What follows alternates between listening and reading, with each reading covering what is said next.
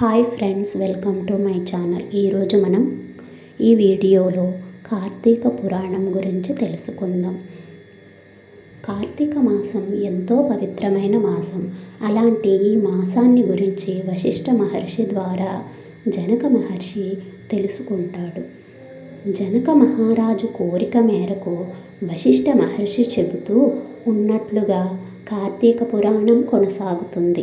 లోక కళ్యాణం కోసం వశిష్ఠ మహర్షి ఒక యాగాన్ని తలపెడతాడు.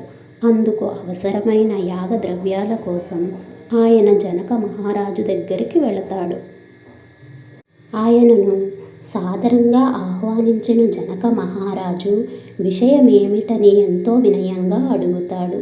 తాను వచ్చిన పనిని గురించి వశిష్ఠ మహర్షి ఆయనకు వివరంగా చెబుతాడు. వశిష్ఠ మహర్షి కోరినవి ఏర్పాటు చేయడానికి జనక మహారాజు ఆనందంగా అంగీకరిస్తాడు. వశిష్ఠుడు తమ ప్రాంగణంలో అడుగు పెట్టడమే పెద్ద విశేషమని సంతోషాన్ని వ్యక్తం చేస్తాడు. ఒక విషయంలో తనకి గల సందేహాలను తొలగించవలసిందిగా మనవి చేస్తాడు. అందుకు వశిష్ఠుడు అంగీకరించడంతో కార్తీక మాసం యొక్క విశిష్టత ఏమిటని అడుగుతాడు. మాసాలలో కార్తీక మాసం ఎందువలన ప్రత్యేకమైనదనే విషయాన్ని తెలుపవలసిందిగా కోరతాడు. మిగతా మాసాల కంటే కార్తీక మాసం ఎలా గొప్పదనే విషయాన్ని వివరించమని అడుగుతాడు.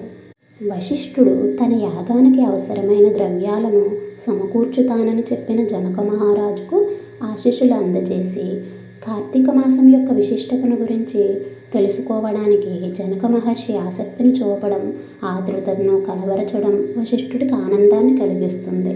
కార్తీక మాసం యొక్క గొప్పతనాన్ని తెలుసుకోవడానికి ప్రయత్నించడంతోనే సగం పాపాలు నశిస్తాయని, పాపాల గురించి బయటపడి పుణ్య మార్గంలో ప్రయాణించాలనుకునేందుకే వారికి ఇలాంటి ఆలోచన కలుగుతుందనే అభిప్రాయం వ్యక్తం చేస్తాడు.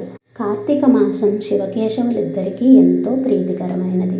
మహిమాన్వితమైనదైన ఈ మాసంలో సూర్యోదయానికి ముందే నిద్ర లేవడం, నదీ స్నానం చేయడం, ఇటు శివుడిని అటు విష్ణుమూర్తిని అంకితభావంతో పూజించడం, ఉపవాస దీక్షను చేపట్టి కార్తీక వ్రతాన్ని ఆచరించడం అనేక ఫలితాలను అందిస్తుంది. కార్తీక మాసంలో ప్రతి సోమవారం ఎంతో విశిష్టమైనది. సోమవార వ్రతం ఎంతో శక్తివంతమైనది. కార్తీక సోమవారం రోజున ఉపవాస దీక్షను చేపట్టి శివారాధన చేయడం వలన విశేషమైన ఫలితం లభిస్తుంది అంటూ అందుకు ఉదాహరణగా వశిష్ఠుడు ఒక కథను చెప్పడం మొదలు పెడతాడు. పూర్వం ఒక రాజ్యంలోని ఒక గ్రామంలో ఒక పేద బ్రాహ్మణుడు ఉండేవాడు. ఆయన ఒక్కగానొక్క కూతురు పేరే నిష్ఠూర. ఊళ్ళో పూజాది కార్యక్రమాలను జరిపించడం వలన వచ్చే డబ్బుతో ఆ బ్రాహ్మణుడును ఆ అమ్మాయిని అల్లారుముద్దుగా పెంచుతాడు. యవ్వనంలోకి అడుగుపెట్టిన నిష్ఠూర ఓ అందమైన సౌందర్య శిల్పంలా తయారవుతుంది. ఆమె అందచందాలను గురించి చుట్టుపక్కల గ్రామాల వారు సైతం చెప్పుకునేవారు. ఆమె ఎంత అందమైనదో అంత కఠినమైనది. ఇతరుల పట్ల ఆమె చాలా కటువుగా వ్యవహరిస్తూ ఉండేది. అందువలన ఊళ్ళో వాళ్ళంతా ఆమెను కర్కశ అని చెప్పుకుంటూ ఉండేవారు. ఆమె అందానికి దాసులైన వారు ఆమె ఇంటి చుట్టూ తిరుగుతూ ఉండేవారు. ఇతరులను ఆకర్షించే అందం తన సొంతం అన్నట్టుగానే ఆమె ప్రవర్తిస్తూ ఉండేది. ఆమె స్వభావం మంచిది కాకపోవడంతో పరపురుషులతో పరిచయాలు పెరుగుతూ ఉండేవి. తన కూతురు గురించి నాలుగు రకాలుగా మాట్లాడుతూ ఉండడంతో ఆ బ్రాహ్మణుడు ఆమెకి ఒక మంచి సంబంధం చూసి పెళ్లి చేస్తాడు. అలా మిత్రవర్మ అనే యువకుడితో కర్కశ పెళ్లి అవుతుంది. మిత్రవర్మ మంచి ఆరోగ్యవంతుడు, అందగాడు, అంతేకాదు గుణవంతుడు, శాంత స్వభావుడు. అందువలన కర్కశ దారిలో పడుతుందని తండ్రి భావిస్తాడు. మిత్రవర్మ తల్లిదండ్రులు కూడా కర్కశను కూతురుగానే భావించి ప్రేమతో చూసుకుంటూ ఉంటారు. అయితే తన చుట్టూ ఉన్న వాళ్ళంతా మంచివారే అయినప్పటికీ ఆమె స్వభావంలో మార్పేమీ రాదు. గతంలో పరపురుషులతో తనకి గల సంబంధాన్ని ఆమె కొనసాగిస్తూనే ఉండేది. ఈ విషయంలో అత్తమామలు గాని భర్త గాని ఆమెను నియంత్రించలేకపోతారు. ఊళ్ళో తన తండ్రికి గల పేరు ప్రతిష్టల గురించి కానీ, అత్తగారింటి కుటుంబ గౌరవించి కానీ ఆమె ఎంత మాత్రం ఆలోచన చేయదు. తన మనసుకు తోచినట్టుగా ఆమె నడుచుకుంటూ ఉంటుంది. ఊళ్ళో తమ కుటుంబానికి గల పరువు కారణంగా మిత్రవర్మ చాలా వరకు సహిస్తూ ఉండేవాడు. సహనం నశించినప్పుడు మాత్రం ఆమెను మందలిస్తూ ఉండేవాడు. కొడుకు కోడల విషయంలో తలదూరిస్తే గొడవ మరింత పెద్దది అవుతుందని అత్తమామలు భరిస్తూ ఉండేవారు. ఇది కర్కశ మరింత అలుసుగా తీసుకుంటుంది. కర్కశ ధోరణి శృతి మించుతూ వెళుతుంది. అప్పటికే మిత్రవర్మ గౌరవ మర్యాదలు మట్టిలో కలిసిపోతాయి. ఆయన నిస్సహాయుడిగా చూస్తుండిపోతాడు. అయినా అతను తమకి అడ్డుగా ఉన్నాడనే విషయం పట్ల పరపురుషులు తరచూ అసహనాన్ని వ్యక్తం చేస్తూ ఉంటారు కర్కశ దగ్గర. దాంతో తన భర్తను అడ్డు తప్పించడమే పరిష్కారమని ఆమె భావిస్తుంది.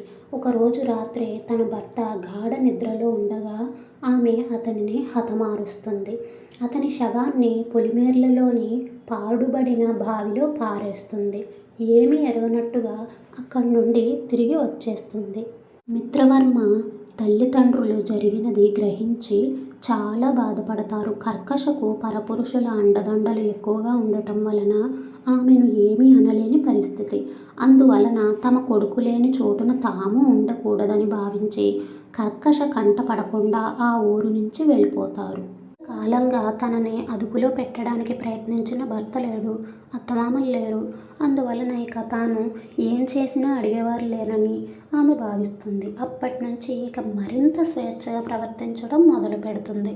కర్కశ వైఖరి గురించి ఒకరు ఎదురుగా చెప్పుకుంటే మరొకరు చాటుగా చెప్పుకునేవారు. అయితే తనకి గల అండదండలతో అందరినీ భయపెడుతూ ఆమె బతికేస్తూ ఉండేది. ఆమె కారణంగా మిగతా స్త్రీలకు కూడా రక్షణ లేకుండా పోతుంది. అలా కర్కశ అదుపు లేని జీవితాన్ని గడుపుతూ వస్తుంది. వయసు ఇంద్రధనుసు లాంటిది. చూసుకుని మురిసిపోయేలోగా మాయమైపోతుంది. అలా కర్కశకి వయసు మీద పడింది.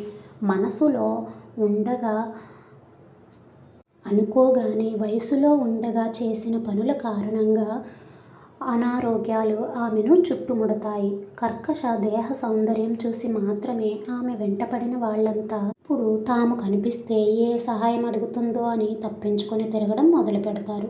ఆమె ప్రవర్తన మంచిది కాదనే విషయం అందరికీ తెలిసిన కారణంగా ఎవరూ ఆమెను పలకరించేవారు కూడా కాదు. ఆదరించేవారు లేక, ఆపదలో పిలిస్తే పలికేవారు లేక కర్కశ ఆ ఊళ్ళో ఒంటరిదైపోతుంది. శరీరము సహకరించక, తనకి ఎవరూ సహకరించక నానా ఇబ్బందులు పడుతూ రోజులు గడుపుతూ వస్తుంది. చివరికి పలకరించేవారు కూడా లేని పరిస్థితిలో చివరి శ్వాసను విడుస్తుంది. యవ్వన గర్వంతో, అందగత్తెనని భావంతో మిడిసిపడిన కర్కశ చనిపోయిన తర్వాత నేరుగా నరకానికి వెళుతుంది. భూలోకంలో విచ్చలవిడిగా వ్యవహరిస్తూ అనేక పాపాలు చేసినందుకు, భర్తను హత్య చేసినందుకు, అత్తమామలను కష్టపెట్టినందుకు, ధర్మాచరణను పాటించనందుకు యమధర్మరాజు ఆమెకు అనేక రకాల శిక్షలను విధిస్తాడు. ఆ శిక్షలను కర్కశ అతి కష్టం మీద భరిస్తూ వెళుతుంది. అప్పుడు ఆమెకు చేసుకున్న వారికి చేసుకున్నంత అని ఎందుకంటారనేది ఆమెకు అర్థమవుతుంది. అలా నరకంలో అన్ని రకాల శిక్షలను అనుభవించిన కర్కశ ఆ పాపాలకు ఫలితంగా భూలోకంలోని ఒక ఊళ్ళో కుక్కగా పుడుతుంది. వీధి కుక్కగా తిరుగుతూ ఒక బ్రాహ్మణుడి ఇంటికి సమీపంలోని ఒక చెట్టు కింద పడుకునేది. ఏ రోజుకు ఆ రోజు ఎక్కడైనా ఏదైనా దొరికితే తినడం, లేదంటే లేదు. ఏమీ దొరకని రోజున నీరసించి వచ్చి చెట్టు కింద పడుకునేది. అలా ఒక రోజున ఆ కుక్క చెట్టు నీడలో పడుకుని ఉండగా అక్కడికి సమీపంలోని ఇంట్లో ఉండే ఒక బ్రాహ్మణుడు కొంత ఆహారం తీసుకుని వచ్చి దాని ముందు ఉంచుతాడు. ఆ బ్రాహ్మణుడు తెచ్చిన ఆహారాన్ని కుక్క గబగబా తినేస్తుంది. ఆ బ్రాహ్మణుడు అక్కడి నుంచి వెనుదిరిగి ఇంటికి వెళుతూ ఉండగా కుక్క ఏడుపు వినిపిస్తుంది. ఆ కుక్క ఒక మనిషి మాదిరిగా రోదిస్తూ ఉండడం ఆయనకి విచిత్రంగా అనిపిస్తుంది. తన కళ్ళను తానే నమ్మలేకపోతూ కుక్క దగ్గరికి వెళతాడు. ఓ బ్రాహ్మణుడా, నాకు ఈ కుక్క జన్మ నుంచి విముక్తిని ప్రసాదించు. నేను చేసిన పాపాల నుంచి నాకు ముక్తిని ప్రసాదించు అని కుక్క దీనంగా అడుగుతుంది. ఒక కుక్క మనిషిలా మాట్లాడుతూ ఉండడం ఆయనకి చాలా ఆశ్చర్యాన్ని కలిగిస్తుంది. ఆ బ్రాహ్మణుడు అదే విషయాన్ని ఆ కుక్క దగ్గర వ్యక్తం చేస్తాడు. అప్పుడు కుక్క రూపంలోని కర్కశ, బ్రాహ్మణుడా, నేను 14 జన్మల క్రితం ఒక బ్రాహ్మణ కుటుంబానికి చెందిన యువతిని. ఆ జన్మలో నేను అనేక పాపాలు చేసిన కారణంగా నరకలోకంలో అనేక శిక్షలను అనుభవించాను. ఆ తరువాత కుక్కగా 14 జన్మలు ఎత్తాను. ఇది 15వ జన్మ. అయితే ఈ విషయాలేవీ నాకు ఇంతకు ముందు వరకు గుర్తుకు రాలేదు. నువ్వు పెట్టిన ఆహారం తిన్న తరువాతనే పూర్వజన్మలకు సంబంధించిన జ్ఞాపకాలు వరుసగా నాకు గుర్తుకు వచ్చాయి అని చెప్పింది. ఒక కుక్కకి పూర్వజన్మ స్మృతి కలగడం, పైగా 14 జన్మల క్రితం తాను ఎవరన్నది చెప్పగలగడం ఆ బ్రాహ్మణుడికి ఆశ్చర్యాన్ని కలిగిస్తుంది. అందుకు కారణం ఏమిటా అని ఆలోచన చేసిన ఆయనకు విషయం అర్థమవుతుంది. అప్పుడు ఆ కుక్క హఠాత్తుగా నాకు పూర్వజన్మల గురించిన విషయాలు ఎలా తెలిశాయి? దీనికి కారణం ఏమిటి? అని అడుగుతుంది. తాను చేసిన సోమవార వ్రతం ఆ ఫలితంగా ఇందుకు కారణం అని ఆ బ్రాహ్మణుడు చెబుతాడు. నేను నియమనిష్టలు కలిగిన బ్రాహ్మణుడిని.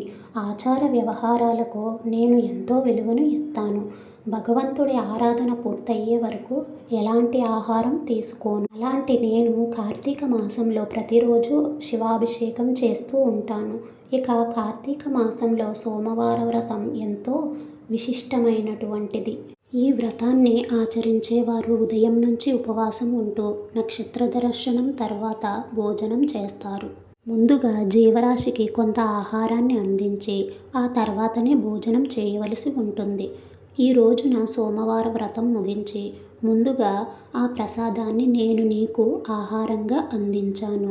ఆ వ్రతానికి గల మహిమ కారణంగానే నీవు పూర్వజన్మ స్మృతి కలిగింది, మాట్లాడే శక్తి వచ్చింది అని ఆ బ్రాహ్మణుడు కుక్కకు చెబుతాడు.